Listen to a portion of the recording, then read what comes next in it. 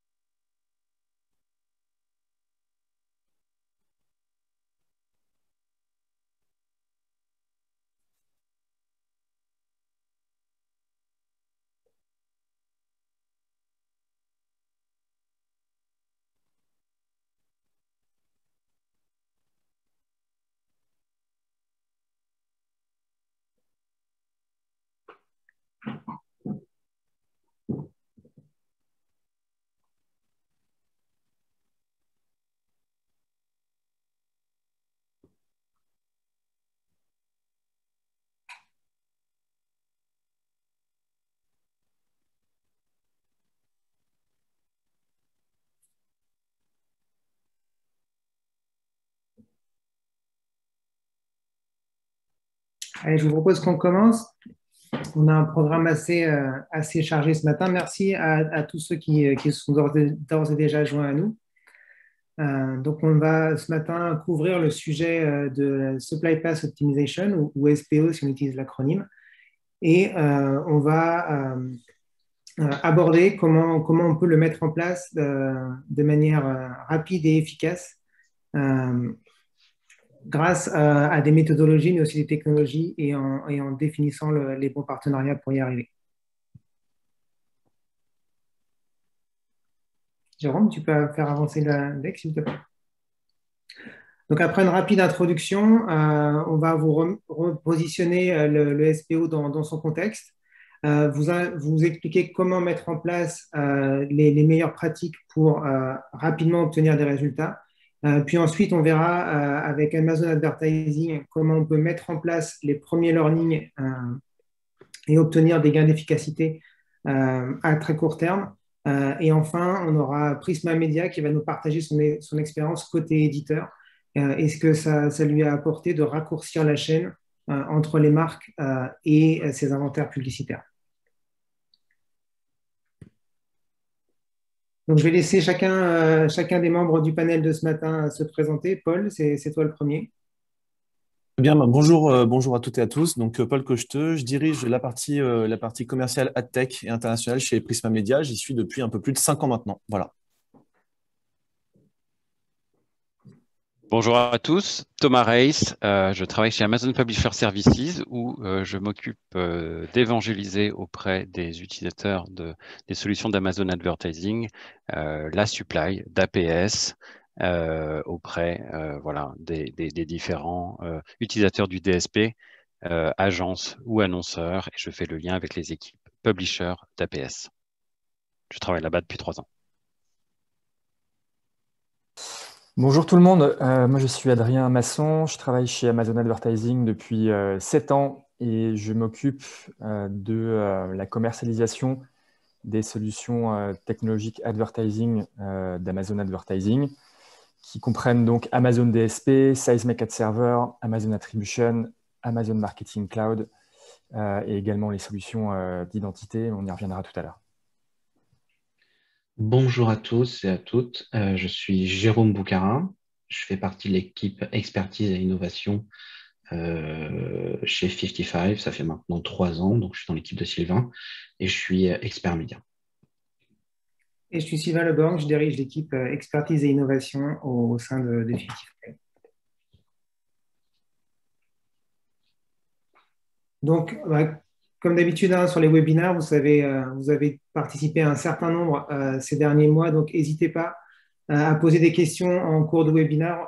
Ça rendra toute la présentation beaucoup plus interactive et on se fera une joie d'y répondre au fur et à mesure que les questions arrivent. Et sinon, donc le deck qu'on va vous présenter ce matin sera disponible à la fin du webinaire. Vous pourrez le télécharger à l'adresse ci-dessous, mais de toute façon, on vous fera passer un petit questionnaire pour être sûr d'avoir vos feedbacks et de pouvoir vous partager en direct ce lien pour que vous puissiez accéder au contenu.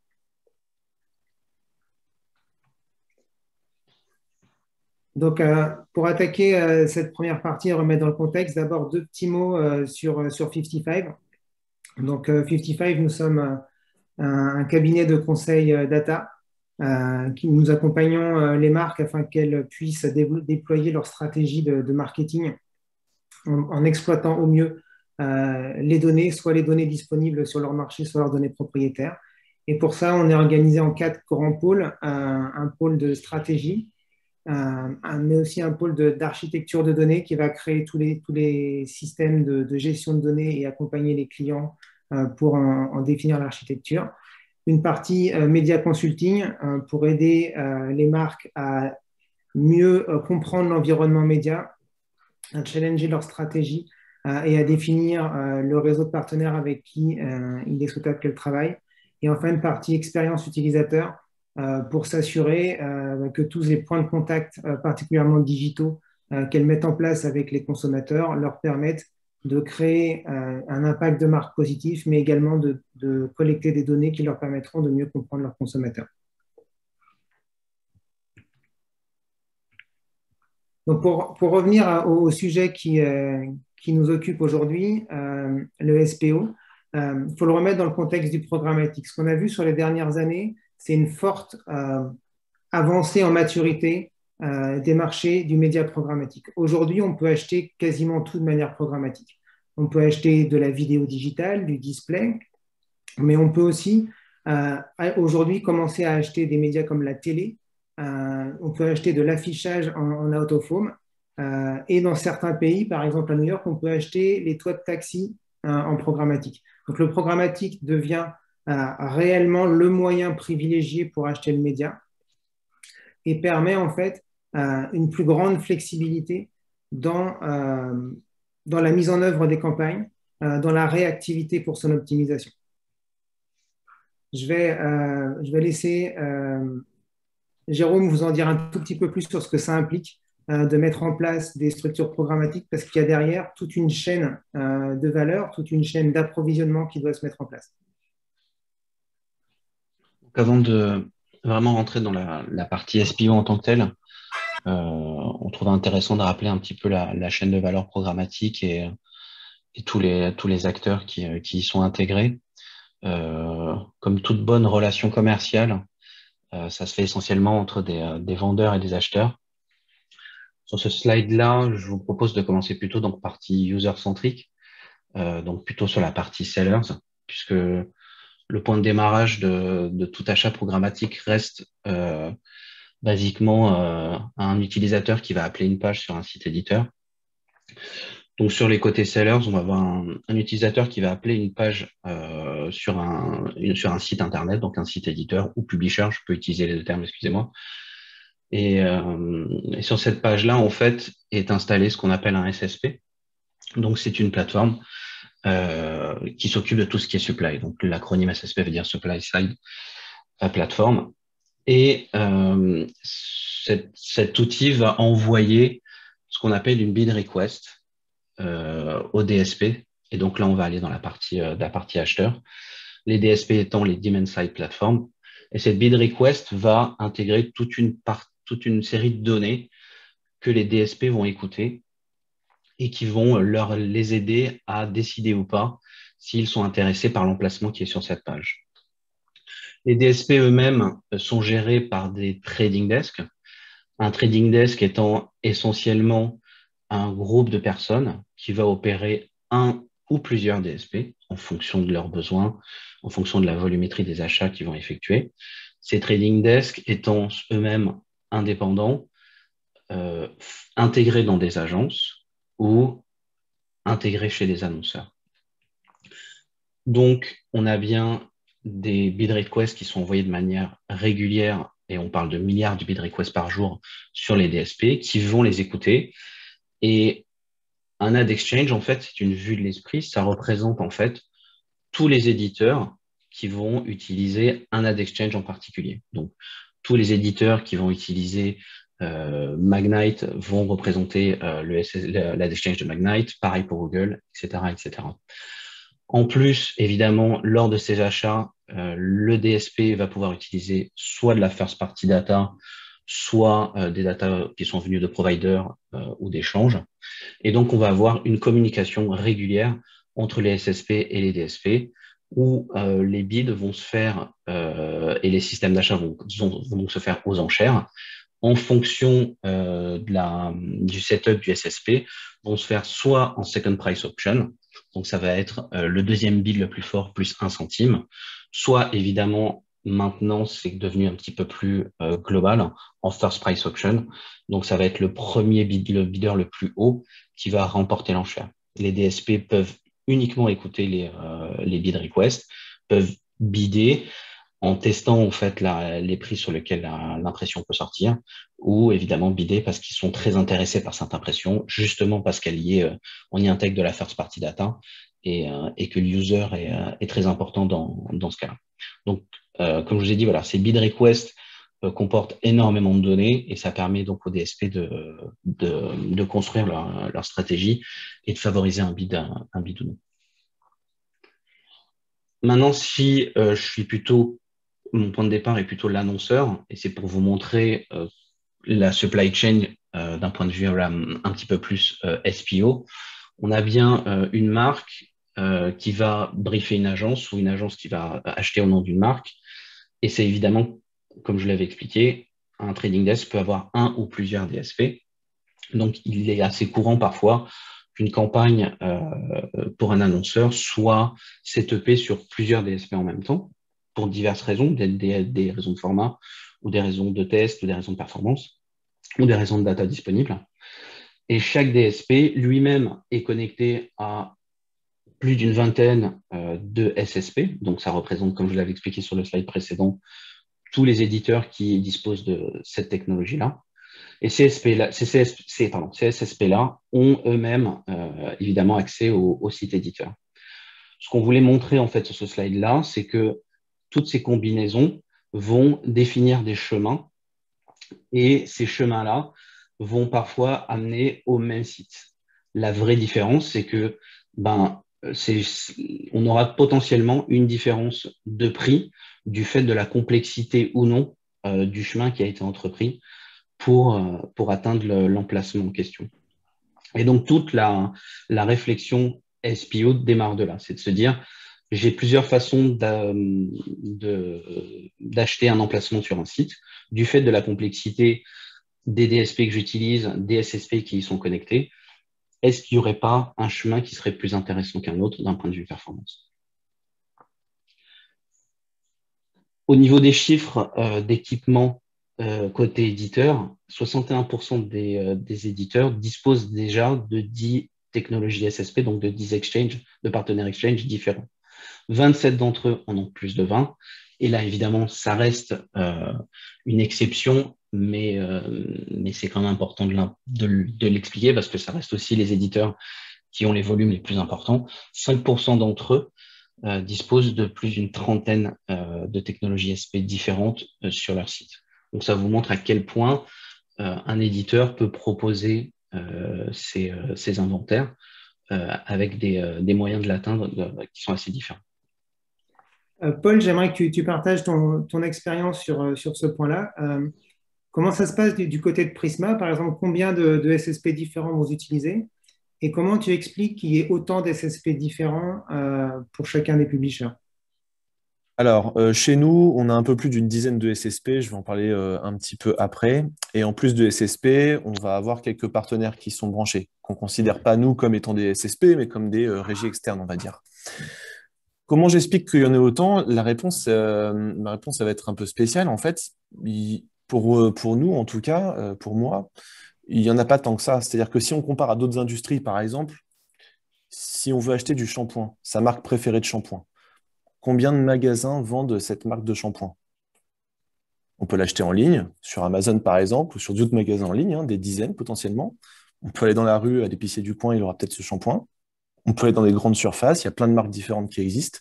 Tout ça pour dire quoi? Tout ça peut dire que une dizaine, une vingtaine, une trentaine de canaux de distribution différents, si on se compare à d'autres industries, c'est c'est pas tant que ça en fait. Pourquoi? Parce qu'on a des milliers d'annonceurs derrière. Et chaque annonceur va peut-être avoir une stratégie différente et donc avoir besoin de partenaires différents. Certains qui privilégient le natif, il faut qu'on soit représenté sur le meilleur distributeur de natif. Certains vont privilégier la vidéo, il faut qu'on soit distribué sur les meilleurs canaux de distribution vidéo possibles. Donc, notre stratégie, elle est claire, c'est de permettre à n'importe quel annonceur, quelle que soit sa stratégie, de pouvoir acheter du Prisma sans avoir à nous demander à chaque fois, s'il te plaît, branche, etc. Donc ça, c'est important. Ensuite, on ne s'en rend pas forcément compte, mais chez un éditeur, ce n'est pas des dizaines de sociétés qui nous sollicitent, c'est des centaines. On fait déjà un tri. En prenant chez Prisma peut-être une vingtaine d'acteurs en tout, on a déjà fait un tri. Et enfin, quelque chose d'autre qui est important, c'est que on va voir dans les slides suivantes qu'il y a un problème de transparence très clair. C'est qu'on se bat beaucoup pour ça sur le marché et que malheureusement, on est un peu dépendant des technos là-dessus. On va le voir un peu plus tard, mais voilà. Donc, tout ça pour dire quoi? Pour résumer, une dizaine, une vingtaine de partenaires, au fin de compte, oui, ça paraît compliqué comme ça, mais pas tant que ça au final, surtout que le poids, il est très, très, très hétérogène. Hein. Et on fait déjà un tri là-dessus. Voilà. Après, ça dépend des publishers. Certains publishers sont tellement premium qu'eux peuvent se permettre d'avoir un seul canal de distribution et peu importe, l'annonceur ira. Il n'aura pas le choix. Mais dans un marché de volume, on a besoin d'être accessible facilement. Merci, Paul. Sylvain, je te laisse continuer. Donc, dans ce contexte, l'approche autour du SPO, elle vient pour s'attaquer aux différents enjeux que sont la transparence des opérations et s'assurer que tout ce qui est mis en œuvre, tous les achats, que ce soit des achats médias ou des achats de data, respectent bien les différentes régulations, s'assurer qu'au bout du compte, les bannières puissent ou les vidéos puissent être insérées au sein de contenus qui le permettent et que surtout, par les temps qui courent, soient affichées si elles sont personnalisées à des internautes ayant donné leur consentement. L'autre partie, c'est quand on a une chaîne d'approvisionnement qui est complexe, c'est pas forcément la plus efficace, c'est pas forcément ce qui va permettre d'avoir le meilleur accès à l'inventaire qu'on souhaite et en contrôlant les coûts, puisque chaque nouvelle boucle dans la chaîne de valeur va forcément générer un coût technique supplémentaire. Et enfin, avec une chaîne de valeur un peu opaque, c'est beaucoup moins aisé de savoir exactement où tournent les campagnes et s'assurer qu'on a bien accès aux médias de qualité qu'on souhaitait acheter au démarrage. Donc, c'est clairement un enjeu de toute l'industrie, comme le disait Paul, et les différentes associations professionnelles s'y sont attaquées. Il y a un premier standard qui a été poussé qui est ads.txt, qui permet aux publishers de déclarer quels sont les vendeurs qui l'autorisent à commercialiser ces inventaires. Ça a été lancé il y a 4 ans déjà. L'adoption a plutôt bien marché. On retrouve aujourd'hui la capacité dans les principaux DSP du marché à utiliser les informations qui sont contenues dans les fichiers ads.txt pour réaliser ces paramétrages de campagne. Fort de ce succès, il a été poussé un deuxième standard qui s'appelle Sellers JSON, qui en fait, lui, s'applique plus au SSP pour avoir une idée s'il s'agit de vente directe de l'inventaire ou de revente de l'inventaire. Certes, les SSP jouent le jeu en le déclarant, mais aujourd'hui, ce n'est pas forcément une information qui est facilement remontée au sein des DSP et qui puisse être prise en compte au moment de l'achat. Par contre, ce qui est intéressant en termes de transparence, c'est que ces deux types de fichiers, certes déclaratifs, nous donnent une idée de la complexité de la chaîne de valeur. Par exemple, si on regarde une représentation graphique d'un fichier ads.txt, Jérôme, tu peux avancer s'il te plaît. On a pris l'exemple du site Ouest France. on se rend compte que, comme le décrivait Paul, il y a beaucoup d'SSP qui sont autorisés à revendre le site. Et on voit que tous les sites qui sont pris en exemple dans cette visualisation réalisée par la CNIL, c'est un petit peu la même chose chez tous les éditeurs présents. Beaucoup de SSP, mais ça répond, comme le disait Paul, à la volonté d'être présent auprès du plus possible, du plus grand nombre possible de canaux de distribution, comme on le ferait pour n'importe quel autre produit. Là où ça se complique un peu, c'est quand on regarde le fichier sellers.json, où là on voit que non seulement les inventaires sont présents sur de nombreuses places de marché, mais ne sont pas forcément vendus en direct. Il y a aussi beaucoup de reventes des inventaires qui passent d'une plateforme à l'autre. C'est là en fait que la chaîne d'approvisionnement se rallonge, qu'elle se complexifie et qu'elle peut être optimisée. Si on regarde, trouver jusqu'à 8 intermédiaires pour le même domaine pour un achat, on comprend bien que non seulement ça va générer une expérience utilisateur pas forcément optimale, mais également un surcoût dans l'achat et une augmentation de la complexité et de la traçabilité des achats qui peuvent être réalisés. Donc, c'est pour ces raisons-là qu'il y a besoin de mettre en place pour les marques une stratégie d'SPO. Bien comprendre comment leurs achats sont réalisés, quelle est la supply chain qui est suivie pour réussir, lorsque c'est utile, à la simplifier, pour avoir un accès beaucoup plus direct à l'inventaire et s'assurer que tous les intermédiaires qui sont mis en jeu sont des intermédiaires qui créent de la valeur. En mettant cette approche SPO en place, on revient sur les 3 grands enjeux que je décrivais tout à l'heure. Sur la partie transparence des opérations, ça va permettre d'identifier le rôle de chacun des intermédiaires. À quoi cet intermédiaire dans la chaîne de valeur sert exactement? Et est-ce qu'il me génère de la valeur? Ça permet aussi de mieux comprendre l'efficacité qui est mise en place au sein des différentes transactions. En simplifiant, en réduisant et en raccourcissant la chaîne, ça permet aussi de rationaliser en fin de compte les investissements et de s'assurer, et ça c'est le 3e enjeu, qu'on va pouvoir concentrer les investissements médias sur les partenaires qui génèrent de la valeur. S'assurer qu'on ait la plus grande part possible de working media au sein de notre investissement.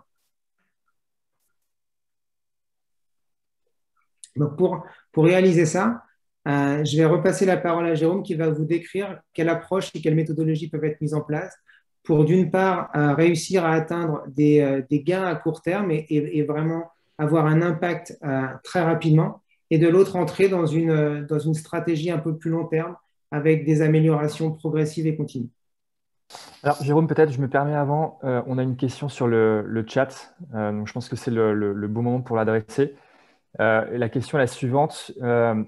En fait, le SPO permet de trouver un juste milieu entre la stratégie Nespresso et celle de Nescafé. Donc, on parle de distribution. Je trouve que le parallèle est assez sympa. Pour garder une pluralité de distribution tout en contrôlant la chaîne de valeur. Est-ce exact?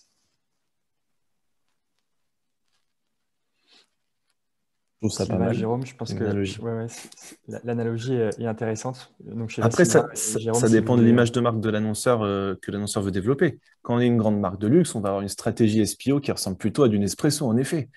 Quand on est un distributeur de FMCG, par exemple, ça va être autre chose. Donc, le curseur, il est à placer en fonction de la stratégie de l'annonceur, clairement. Ouais, je trouve que le parallèle est intéressant. Après, on est plutôt, dans le cas de Nespresso et Nescafé, c'était plus une sélection de distribution avec une notion d'image, mais pas forcément sur une simplification de la distribution. C'était la sélection qui disait qu'il y avait une valorisation du produit. Là, on est vraiment dans un contexte de rationalisation, en fait, côté acheteur, qui permet d'avoir peut-être une meilleure... ça reste quand même le point de départ, reste quand même la transparence qui est le grand axe de travail, en fait, sur le programmatique. Ça reste quand même le sujet principal. Oui, je suis d'accord. C'est ça le parallèle avec la distribution qui est important et c'est aussi pour ça que voilà, on travaille sur ces sujets-là nous de notre côté.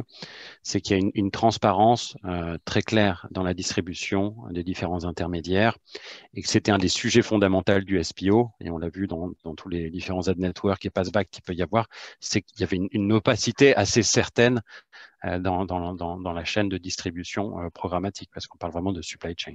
SPO ou Supply Chain Optimization. Donc, c'est exactement les mêmes logiques de contrôle et de transparence de la part des acheteurs.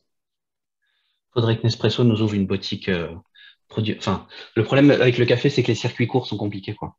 Donc, il faudrait une boutique bio à circuit court, mais faire du café en circuit court, c'est compliqué. Mais en tout cas, merci pour cette question. Et c'est vrai que le but, ça reste cette transparence. Chez 55, on propose en fait une approche en deux volets. Une approche qu'on a nommée low-tech, qui est une approche assez immédiate, plug and play, qui permet déjà d'avoir une première vision et d'adopter des quick wins et des guidelines qui permettent de mettre un premier pas dans cette approche. Et une approche qu'on a nommée high-tech, pas parce qu'elle est plus compliquée forcément, mais juste qu'elle va faire appel à des technologies supplémentaires, à des partenaires et aussi à des partenaires techniques et aussi des partenaires qui vont simplifier les process d'achat. Sur la partie high-tech, les objectifs, c'est vraiment d'avoir une vision complète de la distribution des investissements du DSP jusqu'au publisher, voire jusqu'au domaine, et de commencer à regarder un petit peu les différents chemins qui sont utilisés. Les actions vont être simplement d'aller récupérer la donnée DSP, donc elle peut être faite de manière manuelle, mais aussi connectée aux API, d'agréger toutes ces données-là et de proposer des premières analyses qui sont macro, mais qui peuvent après rentrer dans le détail. Le but n'est pas non plus de glisser rapidement dans l'optimisation de campagne. Donc, nous, on est là aussi pour garder des garde-fous et de justement garder cette vision agrégée et globale et pas faire de l'optimisation de campagne, mais vraiment de l'optimisation d'achat. Donc, on va produire des guidelines pour les DSP, évidemment, pour les sources d'approvisionnement et sur les SSP, les modes d'achat, que ce soit en open, que ce soit avec des deals ou avec des curated deals, par exemple. On produit donc sur la base des données qu'on récupère des dashboards qui vont être assez granulaires, où la hiérarchie va être évidemment d'avoir une première vision purement DSP, ensuite avoir évidemment une vision SSP et descendre jusqu'au domaine, voire jusqu'au format ou à la typologie, au mode d'achat, et donc de comparer tous ces éléments-là sur des métriques simples qui vont être la visibilité des formats, évidemment le CPM, et de les comparer pour avoir une vision à achat équivalent, évidemment, qu'est-ce qui coûte le plus cher par rapport à la performance donnée. Donc, d'un point de vue DSP, on va garder cette vision comparative. Quand on va descendre au niveau exchange, on va potentiellement les comparer et définir s'il y a une possibilité en fait de sélectionner des SSP en particulier parce que le volume est plus important et que la qualité d'achat est plus importante comparée à d'autres qui vont plus créer du bruit à des prix qui ne sont pas forcément intéressants par rapport aux performances qui sont données. Donc, on va potentiellement recommander de désactiver certains exchanges. Et au niveau du domaine, faire un petit peu la même approche, mais elle va être un petit peu plus granulaire. On va avoir cette approche de désactivation, d'inclusion ou d'exclusion de certains domaines qui ne semblent pas performants par rapport aux achats. Et donc, grâce à toutes ces guidelines qui vont être étudiées grâce à ce dashboard, on va essayer d'activer toutes ces recommandations-là et ensuite de comparer l'économie qui peut être générée ou à minima le nombre d'impressions supplémentaires qui vont être achetées à budget équivalent. Si on revient sur la partie chaîne de valeur sur lesquelles on va voir potentiellement une dégradation des coûts, la situation est que lors de l'investissement d'un annonceur sur une base à 1 euro, chaque acteur dans la chaîne de valeur va évidemment appliquer ce qu'on appelle un take rate. Dans le cas du trading desk et du DSP, ça va être un fee de setup ou un take fee côté DSP. Et ensuite, il va y avoir un take rate côté exchange. Et on va avoir aussi une partie qu'on appelle unknown fees qui va représenter une zone qu'on a potentiellement parfois du mal à tracer avec un enchaînement comme on l'avait montré sur les graphiques plus hauts de seller et de reseller. Le but de la vision low-tech, c'est de garder cette vision du fait des capacités techniques du dashboard et du fait qu'on soit uniquement concentré sur les données DSP, toute la vision trading desk, DSP jusqu'à exchange. Évidemment, et c'est là où si l'annonceur souhaite aller plus loin, passer sur la vision high-tech, qui nous permettrait en fait d'avoir une traçabilité quasiment complète, soit tout au long de la chaîne, en fonction de l'acteur avec lequel on va travailler, soit une vision complètement séparée entre les investissements qui ont été faits côté annonceur versus les investissements dégradés qui arrivent effectivement chez le publisher. Dans ce cas-là, on va donc setuper une technologie propriétaire qu'on va sélectionner. Les partenaires à date spécialisés dans le SPO, il y en a plusieurs. Il y a notamment Amino, Amino Payments, qui en fait a été racheté par IAS très dernièrement, donc qui est complètement intégré avec la technologie IAS, donc qui va récupérer en même temps que la mise en place des tags de brand safety, qui va récupérer à chaque étape, qui va faire une traçabilité et qui va scorer sur la base du score IAS chaque étape lors du process d'achat. Il y a Adomi, qui est plutôt un outil plutôt positionné côté éditeur, qui aide à la base qui aide l'éditeur à gérer les investissements, les deals et tout le setup des deals et l'optimisation en fait du deal management et de la vente des inventaires. Donc là, ce qui va se passer, c'est qu'il va y avoir un mapping entre les données DSP et les données éditeurs pour qu'on voit la dégradation et qu'on soit capable de spotter en fait les dégradations qui sont trop fortes par rapport à un chemin qui est équivalent. Il y a d'autres technos qui sont potentiellement plus basés sur tout ce qui est blockchain, qui ont des technologies légèrement différentes, type Fenestra et Lucidity. Il n'y a pas à date une technologie qui est meilleure que l'autre. Le but, c'est de définir et de choisir en fonction de la façon dont la structure d'achat est faite, les typologies de deals qui sont faits, la complexité du mix qui est effectué, quelle techno serait la plus adaptée pour avoir cette traçabilité. En parallèle de ça, il y a cette partie traçabilité, mais il y a aussi une partie de test à faire avec des providers qui proposent justement de simplifier ce chemin d'achat. Alors évidemment, on va parler d'Amazon dans les slides qui suivent. On peut aussi parler d'Upvisor, qui est à la base une technologie de header bidding. Donc, à la base, c'est un wrapper header bidding, mais qui lui-même c'est aussi intégré directement avec un DSP et qui va proposer des méthodes d'achat directes avec les éditeurs. On a aussi des produits qui commencent à être proposés par les SSP.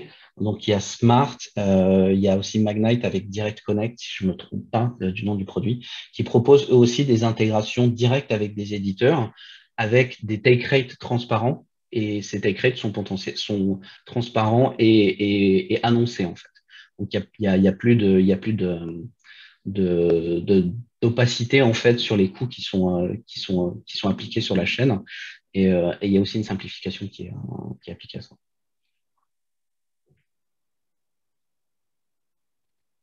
Sylvain, je te laisse. Pour synthétiser, donc, une approche vraiment en deux phases. Une première partie, low-tech, qui permet réellement, à partir des données qui sont déjà disponibles, de pouvoir analyser très très rapidement ce qui se met en place au moment de l'achat et quels sont les chemins d'accès à l'inventaire qu'il faut privilégier. Ça permet de définir des guidelines qui peuvent être immédiatement mises en œuvre au sein des DSP de manière très simple, que ce soit au niveau du siège dans le DSP, au niveau de l'annonceur ou aussi au niveau campagne. Ça permet d'identifier quels sont les deals directs avec des publishers qui sont intéressants de réaliser et quels sont les gains potentiels qui peuvent être réalisés. Et ça permet de voir comment on peut organiser au niveau de la marque une marketplace avec des contenus choisis et à partir de deals négociés. Sur la partie high-tech, comme Jérôme l'a expliqué, on va un peu plus loin. Ça permet d'avoir vraiment une visibilité sur toute la chaîne, de bien comprendre par où passent les investissements avant de toucher le publisher. Donc vraiment une approche plus centrée sur l'optimisation des coûts. Et là, à partir du moment où on va chercher à optimiser les coûts, ce qui va devenir intéressant, c'est de voir comment on peut entrer en contact de manière beaucoup plus directe avec les publishers. Donc, pour mettre ces choses-là en place, comme l'a décrit Jérôme, il y a un certain nombre de sociétés qui proposent des solutions soit technologiques, soit des solutions plus packagées.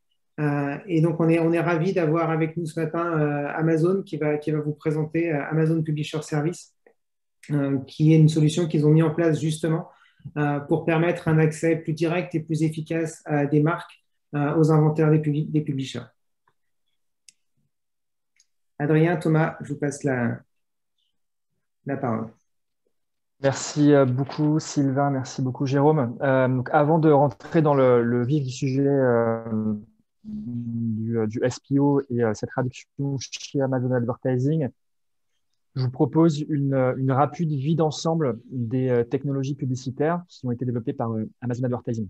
Nous avons construit une suite de solutions pour générer de l'efficacité sur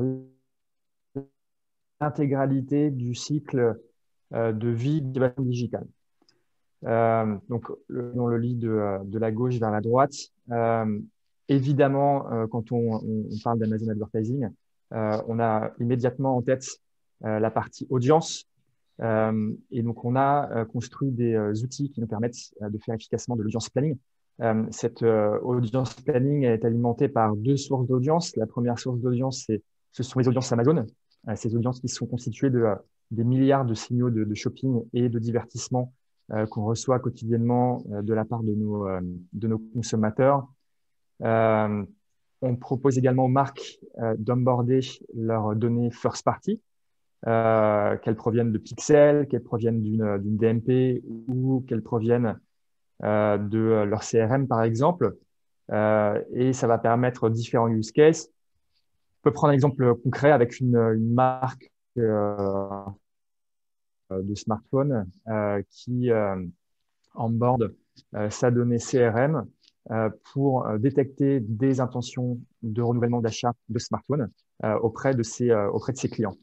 Et donc, ce fabricant va être évidemment en mesure de développer une communication personnalisée pour ses clients pour éviter du churn ou au contraire pour pouvoir vendre un nouveau téléphone à cette audience. Je rebondis sur la partie personnalisation qui est évidemment extrêmement importante. On a aussi toute une suite de solutions créatives pour le développement, la personnalisation et l'optimisation des assets créatifs avec des capacités à grande échelle et automatisées. Ensuite, on a les capacités d'activation. Donc, on a deux grandes familles. On a ce qu'on appelle l'Advertising Console qui va réunir les produits Sponsor Ads et Sponsor Display, qui sont des solutions CPC réservées aux marques qui distribuent leurs produits sur Amazon.fr. Et on a également Amazon DSP, qui est notre solution programmatique, qui cette fois est ouverte à toute typologie de marques, qu'elles vendent leurs produits sur Amazon ou non. Les solutions d'activation programmatique sont disponibles sur deux sources d'inventaire. Les inventaires propriétaires d'Amazon, donc en France, c'est Amazon.fr, Twitch et plus récemment, même très très récemment, Prime Video, puisqu'on a lancé le premier produit publicitaire sur Prime Video très récemment au profit du tournoi de Roland-Garros, pour lequel on avait une partie des matchs à compter de cette année et pour 3 ans. Et si vous avez suivi l'actualité, on va enrichir cette notion de sport dans Prime Video avec un autre sport au moins aussi répandu que le tennis en France. Au-delà des inventaires propriétaires d'Amazon, nous avons aussi et nous faisons appel à des inventaires tiers et ils sont extrêmement importants. Et moi aussi, j'ai envie de faire un parallèle avec le commerce. Hein, on s'appelle Amazon. L'un des savoir-faire d'Amazon d'un point de vue du commerce, c'est la livraison. Si vous êtes client ou cliente d'Amazon, vous savez que la livraison est sans couture, elle est facile, elle est rapide et à un coût extrêmement réduit. On a appliqué les mêmes recettes à la partie SPO, donc solution d'inventaire.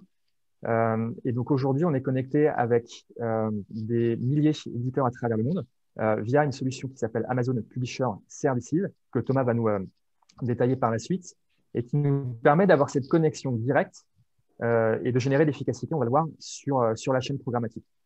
Donc au-delà de cette solution de SPO, alors si tu peux juste revenir sur la slide précédente, Jérôme, s'il te plaît.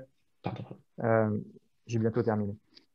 On est également connecté avec les solutions tierces d'ad verification. Donc, vous voyez quelques logos à l'écran. On a développé nos propres technos Amazon, mais on joue aussi la carte de l'interopérabilité. Et c'est une notion qui est importante. Jérôme, tu citais IAS tout à l'heure. C'est évidemment l'un de nos partenaires. Et enfin, l'obsession qu'on a chez Amazon Advertising, c'est de mettre à disposition des marques la mesure qui soit la plus fiable, la plus efficace possible. Et donc, on s'appuie sur différentes solutions. On s'appuie sur SalesNet by Amazon,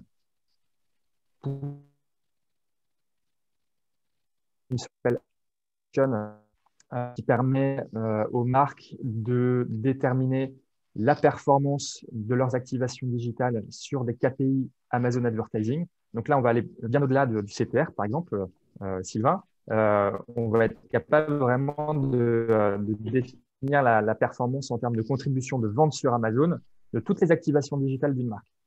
On a développé une data clean room qui s'appelle Amazon Marketing Cloud qui va nous permettre de faire de l'analytics customisé. Et enfin, on a évidemment toute la série de KPI médias et retail médias qui ont été développés par Amazon Advertising, au même titre que là encore, on joue la carte du partenariat sur la mesure, puisqu'on est ouvert aussi aux mesures tierces, notamment des mesures panel. Donc voilà, c'était pour vous dresser le portrait de la suite de technologies publicitaires Amazon.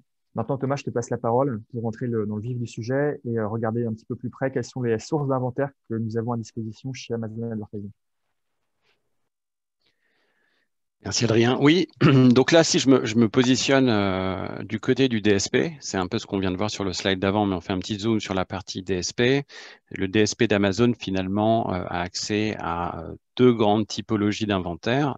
À gauche, tu en as parlé, c'est la partie Owned and Operated, donc essentiellement Amazon.fr en France, une certaine typologie de campagne, je dirais, plutôt retail média, pas forcément que ça, mais sur le site d'Amazon, il y a Twitch, tu as mentionné, il peut y avoir IMDb aussi aux États-Unis, donc tout ça, c'est accessible depuis le DSP d'Amazon.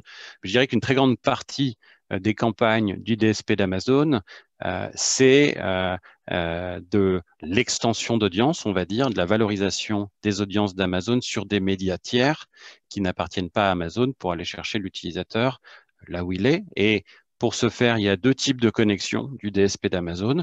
Je commence par la droite, c'est celle assez classique qu'on a vu dans la chaîne de valeur, donc de connexion aux SSP, aux exchanges. Et je crois que le DSP d'Amazon est connecté à peu près à tous les exchanges du marché. Certains de ces exchanges peuvent d'ailleurs se différencier par des types de formats assez uniques. Donc, je dirais qu'en cela, le DSP d'Amazon est assez similaire aux autres DSP de marché, puisqu'à peu près tous les SSP sont accessibles. Mais il y a quelque chose de plus particulier, qui est la brique du milieu, ce dont je vais parler, qui est APS, qui est une connexion directe avec un script, un tag chez des éditeurs. Donc, je vais détailler ça un peu plus sur le slide d'après. Si j'explique le contexte, la genèse d'Amazon Publisher Services, en fait, on se replace il y a assez longtemps, en 2012, où se crée une relation directe avec des médias aux États-Unis pour, on va dire, deux raisons. La première, c'est qu'Amazon, c'est un annonceur et il veut avoir la relation la plus directe possible avec certains éditeurs du top Comscore. Donc ça, c'est un premier point, toujours dans sa logique lean et de performance, d'être le plus près possible et d'optimiser le working media. C'est un premier point. Le deuxième point, c'est que c'est la naissance en fait du DSP d'Amazon et qu'à l'époque, on est sur la logique RTB de la cascade, du waterfall, et que donc les partenaires SSP, il y a quelques SSP, il y a un SSP primaire, secondaire, chez les éditeurs et qu'en fait, on n'est pas sûr de pouvoir trouver l'utilisateur qu'on cherche, notamment quand on veut scaler la data du DSP d'Amazon, parce qu'il se peut que cette bid request, cet utilisateur ait déjà été pris avant même qu'on soit interrogé. C'est là que naît la naissance du header bidding, du first look quelque part, qui permet d'avoir un tag, un script dans la page de l'éditeur, dans le header, pour au moins pouvoir se positionner. Donc, c'est voilà, c'est un first look, un droit de premier regard. On peut revenir ou non avec une enchère si on a une campagne qui cible cette typologie de l'utilisateur. C'est des logiques de performance au début. Amazon Advertising et son DSP.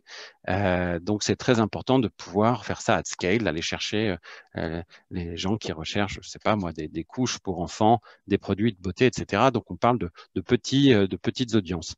Donc, il faut aller les cibler de manière très user-centrique. Donc, c'est le début.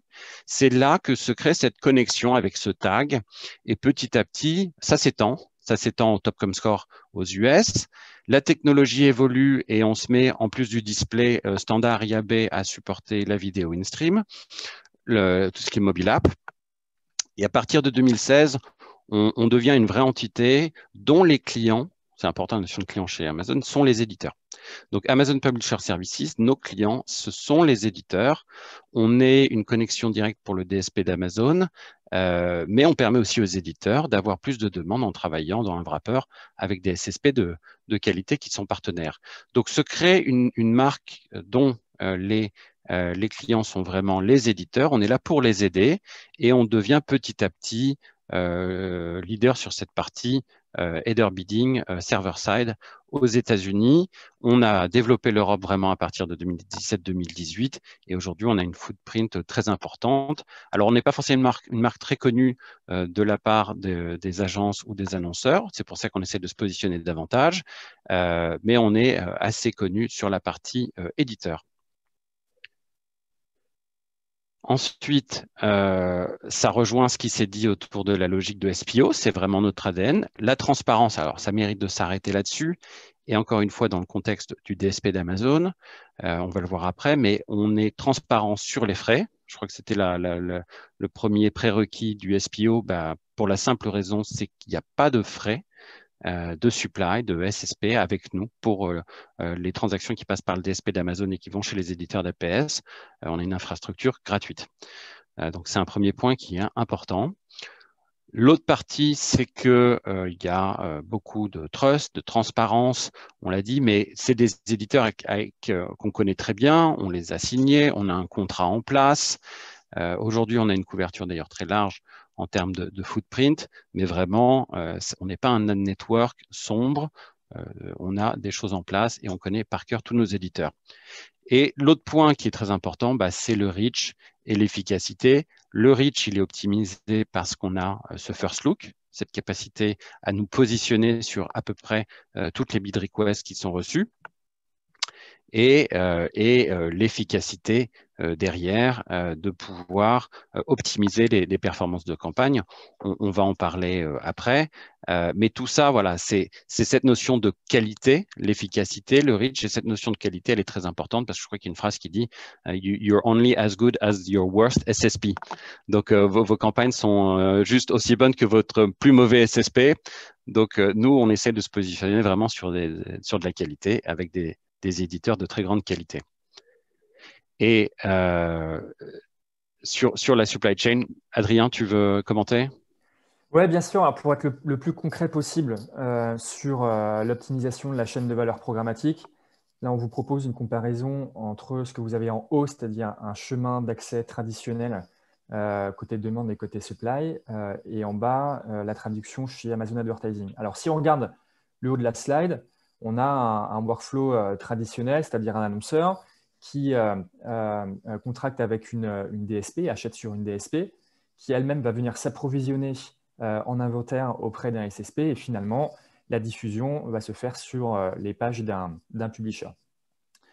Donc, si on regarde l'optimisation par le coût, qui est évidemment une source d'optimisation extrêmement importante, donc on a des fees DSP qui vont être prélevés d'environ 10% en moyenne et de 15% en moyenne sur la partie SSP. Ça veut donc dire que quand on ajoute les fees côté demand et côté supply, on va être sur des fees de 25% en moyenne du CPM média, avec donc 2 intermédiaires entre l'annonceur et le publisher qui sont la DSP et le SSP ou l'exchange.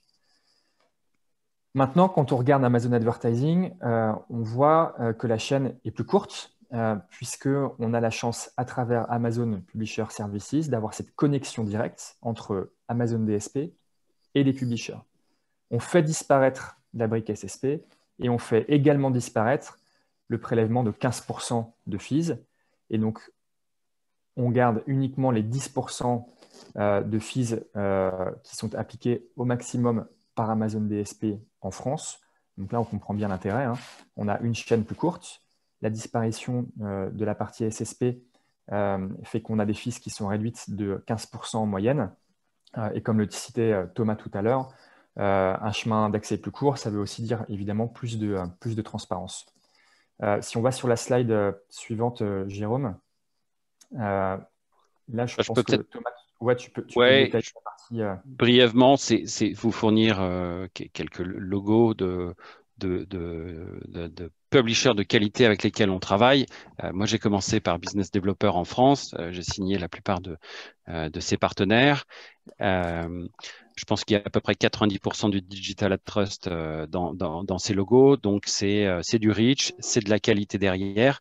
Ensuite, notre métier à la base, c'est l'open auction pour des campagnes plutôt de performance. Mais petit à petit, on a suivi le DSP d'Amazon qui a remonté le funnel. Et on va en parler après. Il y a une grande partie aussi de ces éditeurs qui sont aujourd'hui disponibles sur des PMP. Encore une fois, on n'est pas APS à un SSP. Il y a toute une sophistication des SSP, mais dans le cas du DSP d'Amazon, on est capable d'avoir un accès direct à ces éditeurs.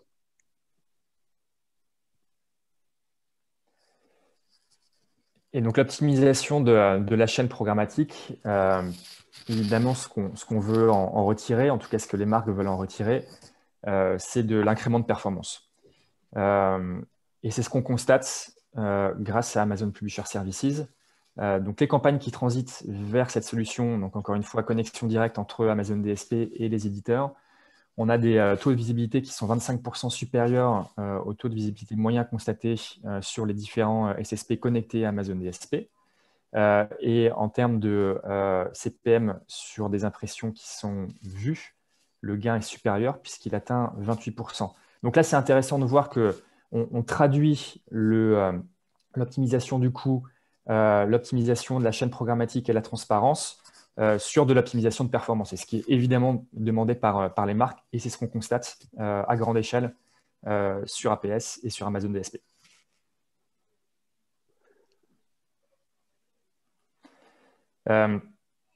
L'autre façon de voir que ça fonctionne, c'est encore de regarder quels sont les usages qui sont pratiqués de cette solution. Et aujourd'hui, les utilisateurs de la plateforme Amazon DSP ont fait d'Amazon Publisher Services, donc APS pour l'acronyme, la première source d'inventaire dans Amazon DSP au niveau mondial. Donc là, on comprend que l'efficacité qu'on a vue sur la slide précédente en termes de performance média ou de performance retail média, elle est traduite par une très forte utilisation aujourd'hui de cette supply source dans Amazon DSP par les utilisateurs.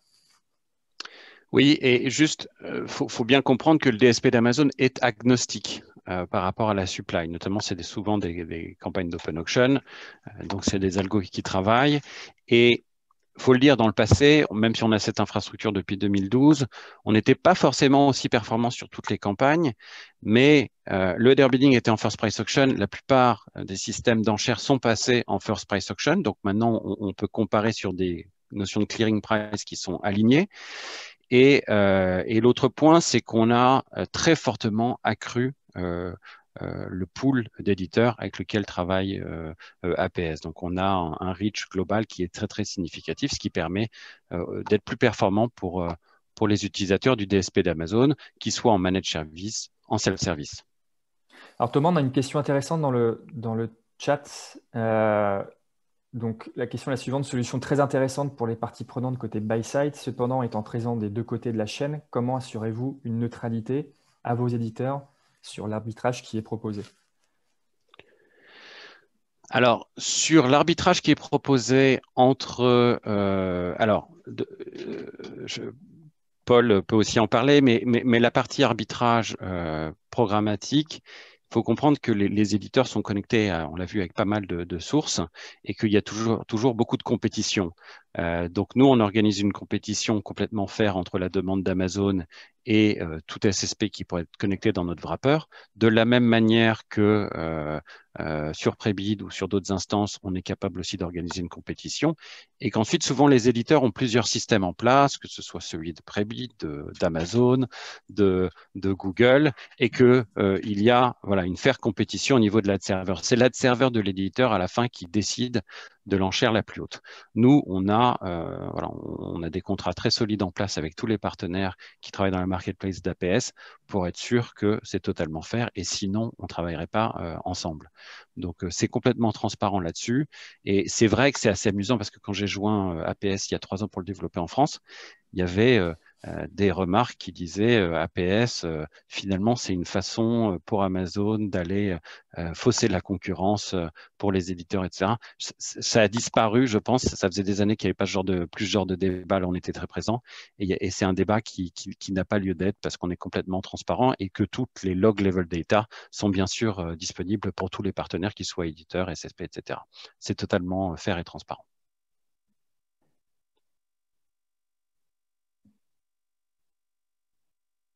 J'espère avoir répondu à la question.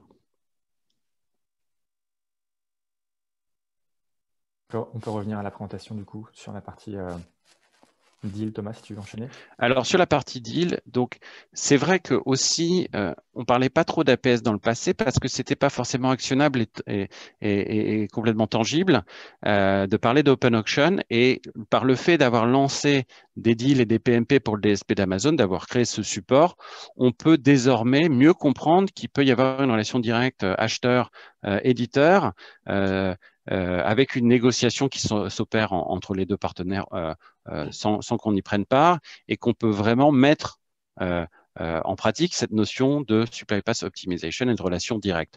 Comment ça marche? Alors, on a lancé il y a un peu plus de 6 mois maintenant, d'abord en Europe, les vidéos in-stream, les preferred deals, avec un prix fixe, une création automatisée de line item dans l'ad server de l'éditeur. Et ensuite, c'est une PMP tout à fait normale. Il y a un ciblage qui est effectué par l'éditeur. Dans le DSP, on peut mettre du ciblage d'audience Amazon également. Et derrière, on observe de très bonnes performances. Alors, c'est un peu le début de l'histoire s'agissant des PMP.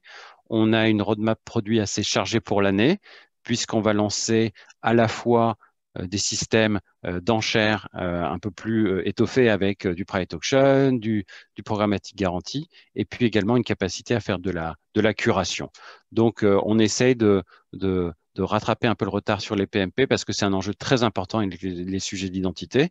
Donc, aujourd'hui, on a vraiment 2 pendants sur le SPO, l'open auction et la partie PMP.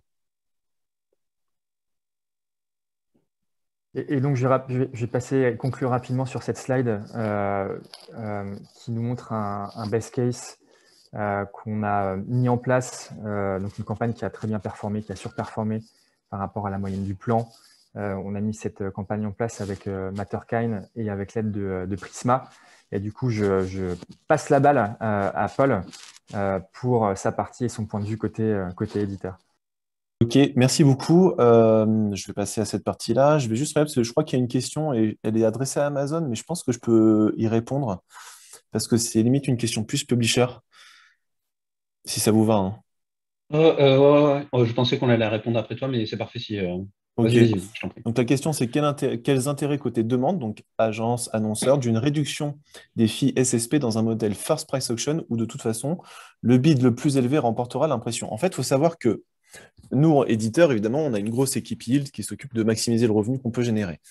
Et pour ce faire, en fait, ce qu'on fait dans l'arbitrage header bidding qu'on a, c'est qu'on prend les bids des DSP, on retire le fee SSP et on fait notre arbitrage ainsi. C'est-à-dire que un SSP qui a un fee à 10% et un SSP qui a un fee à 20%, si l'acheteur fait le même bid à 1 euro sur les deux, et ben en fait, chez nous, ça se transformera en 90 centimes, 80 centimes. Donc en fait, on prend en compte ces fees SSP automatiquement dans les bids que vous faites chez nous, par exemple. Voilà. Ouais, je pense que, pour rebondir sur ce que tu dis, Paul, on est vraiment sur un enjeu de CPM média ou de working CPM, c'est-à-dire à la fin, ce qui va être alloué aux médias. Et comme tu l'as dit, Paul, la qualité, ça se paie. Et côté éditeur, évidemment, ce que va nous permettre notamment Amazon Publisher Services, c'est d'avoir un working media, un CPM média optimisé, ce qui va inciter les éditeurs à nous donner accès à un inventaire qualitatif qui lui-même va nous permettre de générer de la performance pour les marques. Donc, c'est très, très important. Ok, donc à mon tour, je vais essayer d'être très rapide parce que je crois qu'on a un peu dépassé le temps, si je ne me trompe pas. Donc, côté Prisma, donc Prisma Media, d'abord le groupe, à peu près quasiment 10 millions d'internautes tous les jours sur notre réseau digital. On est un groupe de presse à l'origine. On a des marques comme Voici, Gala, Femme Actuelle, Capital, Télé Loisirs. Ce qu'il faut savoir chez Prisma, qui est important quand même, c'est qu'avant, on était un groupe de presse qui accessoirement faisait du digital. Aujourd'hui, on devient un groupe digital qui fait aussi de la presse. Il faut savoir que il y a quasiment les 2 tiers de notre revenu publicitaire aujourd'hui qui vient du digital. Donc, pourquoi je vous raconte ça? Parce que ça veut dire que le digital étant une priorité dans l'entreprise, on s'est massivement staffé sur ces sujets-là. Donc, il y a quand même 35 personnes chez Prisma à temps plein sur les sujets programmatiques, que ce soit des développeurs, des techniciens, des yield managers, des AdOps, des account managers, des client service. Il y a une équipe qui est hyper robuste pour vous accompagner, vous, annonceurs, agences, au quotidien chez nous. Deuxième chose, on passe de plus en plus d'un mode de vente où, en fin de compte, on avait des offres à proposer, des packages, des campagnes au coup par coup à proposer à nos clients. Nos commerciaux se transforment de plus en plus en consultants. Donc, sur le programmatique, on se rend compte que les clients, maintenant, ils n'ont plus besoin de savoir quel est le prix, etc., mais plutôt de savoir, sur le long terme, comment ils peuvent optimiser leurs achats. Les cookies tiers en font partie, le SPO en fait partie également. Donc, du coup, sur la partie SPO, je vais remonter la slide juste avant, s'il te plaît. Jérôme, merci. Je voulais juste vous donner 3 conseils, mais ça va répéter un petit peu ce qui a déjà été dit. C'est d'abord, évidemment, comparer les données, mais pour comparer les données, l'idéal, évidemment, c'est venir les comparer avec la matière première directement, avec le publisher. Donc, on travaille déjà avec 55 sur certains annonceurs, mais si jamais vous, annonceur agence, vous avez besoin d'infos à ce sujet-là, on peut vous les fournir gratuitement par SSP. Il n'y a aucun problème à ce sujet-là. Donc, on peut vous fournir des schémas sur comment sont branchés chez nous les dizaines de SSP qui sont branchés sur les 3 différents wrappers pour vous expliquer comment est géré l'inventaire chez nous et comment, en fonction de vos priorités, on peut optimiser tout ça. Pourquoi on fait ce boulot-là chez nous? C'est très simple. On a remarqué que sur les annonceurs qu'on aide à faire le tri entre guillemets et à mieux optimiser ça, on a vraiment des investissements qui se décuplent parce qu'on optimise vraiment ça. Donc clairement, il y a des effets positifs aussi pour le publisher. Deuxième petit conseil. C'est la deuxième slide du coup, enfin troisième. Faites preuve de pragmatisme. Parfois, il y a des chemins qui sont plus chers, mais qui sont tellement efficaces, où on a tellement des bonnes performances, qu'en fait, il est hors des questions de les couper. Ce que je veux dire, c'est que parfois, en fait, on est content de payer l'autoroute. C'est-à-dire que, ouais, on pourrait faire certaines choses gratuitement en passant par la nationale, mais au final, on y perd niveau rapport coût-temps. Donc, il faut regarder, et c'est un point important aussi dont tu as parlé 55 avant, si vous voulez faire une stratégie SPO, pour moi, il ne faut pas regarder que le coût et uniquement le coût. Il faut aussi regarder les performances que ça apporte derrière et faire ce ratio-là avec les coûts mixés à la performance. Pour nous, le SPO, ce n'est pas que un sujet de transparence, c'est un sujet d'optimisation, donc de business. Donc, comment je peux aller au moins cher, mais aussi au plus efficace, et mixer les deux ensemble. Donc, s'il y en a parmi vous qui veulent faire du SPO très simplement, il y a des manières hyper basiques, qui ne sont pas assez complètes peut-être, mais qui sont hyper basiques de le faire. Vous demandez à votre agence, à votre trading desk, à votre trader, un petit rapport avec le KPI / les coûts de chaque SSP, et déjà, vous faites une sorte de SPO en regardant s'il n'y a pas des chemins à éliminer parce qu'ils ne sont vraiment pas efficaces du tout, quoi. Et troisième petit conseil, consultez les technos. Alors évidemment, côté agence, côté annonceur, les DSP, je pense que vous les connaissez très bien. N'hésitez pas à parler de OSSP, et on voit de plus en plus d'annonceurs qui parlent OSSP. Il y a des initiatives qui sont mises en place, hein, vous en avez parlé, comme celle d'Advisor, comme celle d'Amazon, comme celle de Magnite, comme Smart, comme Xander, comme d'autres, pour encore apporter de la transparence et d'optimisation sur les chemins d'accès. Donc plus les acheteurs, que ce soit annonceurs et agences, parlent au SSP, plus on pourra tous ensemble mieux comprendre cette chaîne de valeur et optimiser les choses. Voilà. Merci beaucoup. Merci beaucoup à tous les cas. Désolé, Paul, on a été obligé d'aller un petit peu vite sur la fin. J'ai dit ce que j'avais à dire, pas de problème. C'est parfait. Merci d'avoir participé. Merci pour vos questions. Et puis, je vous invite à suivre le lien qui est posté là à l'écran afin de nous donner des feedbacks et d'obtenir les liens pour télécharger cette présentation. Encore une fois, merci beaucoup Paul, Thomas, Jérôme et Adrien. Et merci à tous les participants. À bientôt, bonne journée. Merci à tout le monde. Merci beaucoup. Au revoir.